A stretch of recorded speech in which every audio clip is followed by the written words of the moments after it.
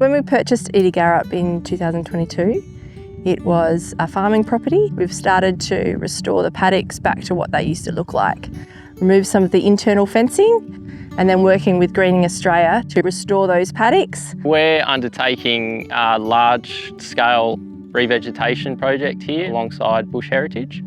It is good working alongside another environmental organisation because we have a shared vision of biodiversity. The vision of Bush Heritage, which is healthy country protected forever, runs really strong in our core. But in places like this, where we've got these landscapes that need some rehabilitation and some restoration, Greening Australia, that is their bread and butter. So the two not-for-profits coming together forms an amazing partnership. The cleared area is about 550 hectares, and we're restoring the whole lot in 3 years. So we did 63 hectares the first year, 180 hectares last year, and we're doing the final 300 hectares this year. Having the support of partners like AstraZeneca through One Tree Planted means that we can do a big amount of revegetation and restoration in one go. Ediegarrup is a really important reserve for Bush Heritage because it's an important piece of this Fitzsterling corridor. So the Fitzsterling is trying to connect the Stirling Range National Park, which is behind me, with the massive Fitzgerald River National Park to the east. So there's pockets of remnant bushland and then there's large areas of cleared farmland. It's like joining the dots in the landscape. We're trying to build a green corridor so that plants and animals can actually move through this corridor in a changing climate.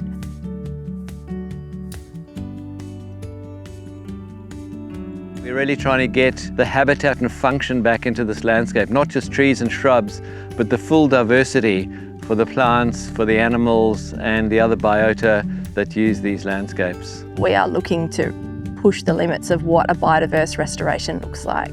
We're not just looking at 10 species, we're not just looking at 30 species, we're looking at over 130 species across this property. All the seed for this project has been collected within 50 k's of this property here. We've worked alongside Nowanup Rangers and Badgebup Rangers. It's quite a specialised task. It really takes a lot of time getting to know the local area, know the plants, know when to pick, know how to pick. There's been millions of seeds sown here through direct seeding, and over 160,000 seedlings have been planted as well to supplement that direct seeding. We're going the extra mile, getting some really specialised plants grown. We've got a specialist nursery who's actually been growing cuttings out for us of some bush tucker species, including Ngoolyark, which is the native potato, making sure that we get important species back into the ground, being planted by First Nations rangers.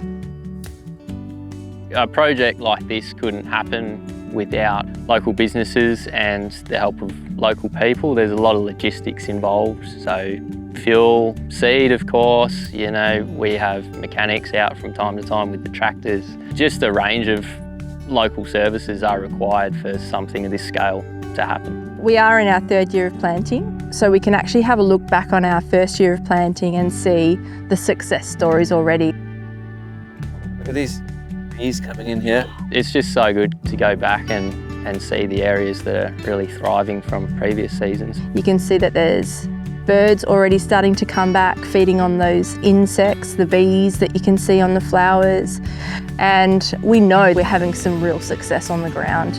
Because when I first came here, it was essentially paddocks as far as you can see. And the goal is to be bush, trees as far as you can see.